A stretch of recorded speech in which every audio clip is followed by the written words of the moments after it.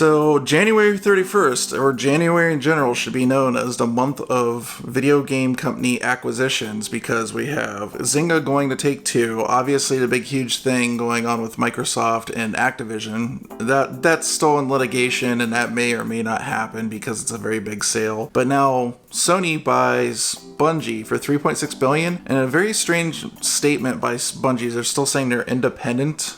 I don't know how that happens when somebody literally buys you. Like if Sony wanted to change their mind and say, no, you're going to be on this platform, like what's to stop them from doing that? I'd love to see that, like the details of this deal. And on top of that, they said their entire release calendar for Destiny 2 is good to go till 2024. Everything's still coming out across all platforms, but they say all their games are also still coming to multi-platform, and Sony has said that this is to ensure that they have great games going to all platforms. I know what Microsoft's game is, obviously with Game Pass, right? And I know what they're trying to do.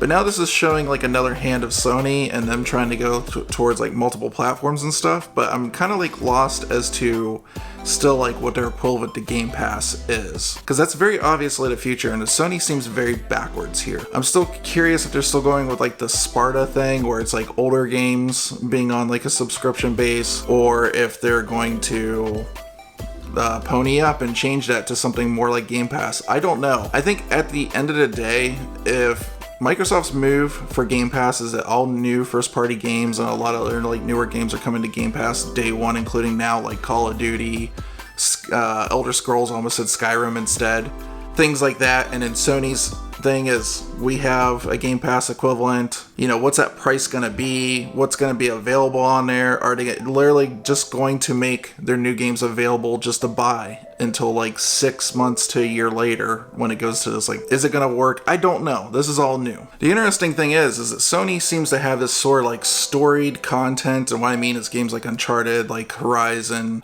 Days Gone, these like single player kind of, you know, can't forget Ghost of Tsushima. These really single player, story heavy games that have like really good gameplay, really good open worlds. They seem to be really good at that sort of stuff. And you look at Xbox and they have like a lot of Western style like RPGs, action games, shooters, things like that, but not a whole lot that is like I would consider sort of like Eastern style stuff. And that's really where Nintendo's kind of been at, is like with the Eastern stuff. They have like a lot of JRPGs, they have a lot of their own stuff, but they're also like working with like Capcom, Square.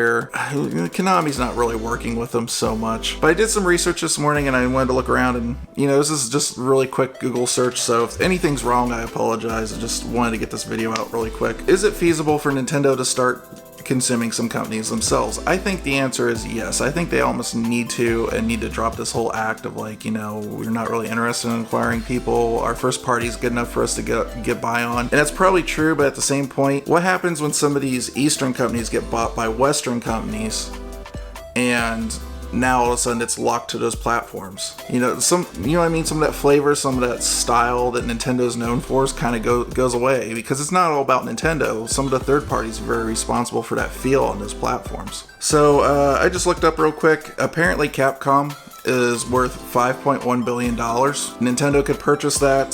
Square Enix, 5.9. I was kind of surprised it was that low. Now with Sega and Konami, it's a little bit messy because Sega's actually owned by Sammy, another company, and Konami, I believe, has like another, like the video games division's kind of split, and there's like a higher division on that, and they're doing like a lot of like pachinko and gambling games and stuff like that. But Sega by itself, like the gaming part with like Atlas and all that, is apparently $4.42 billion, and Konami is $5 billion. And then one I just now remembered that I forgot to look up is maybe look into like Namco as well. Now, do I think that Nintendo at any point could actually compete with like Sony or Microsoft or Xbox on this same kind of level? No, I don't think so. I think these guys are bigger fish. They're going to gobble up all the big stuff they can. And I think Nintendo really honestly needs to look at possibly doing that too to secure their future. And I think Nintendo needs to look at it with the Eastern style like game companies I was talking about, like the Namcos, the Konami, Sega, Square Enix, Capcom, because there's something about that style of game that appeals to those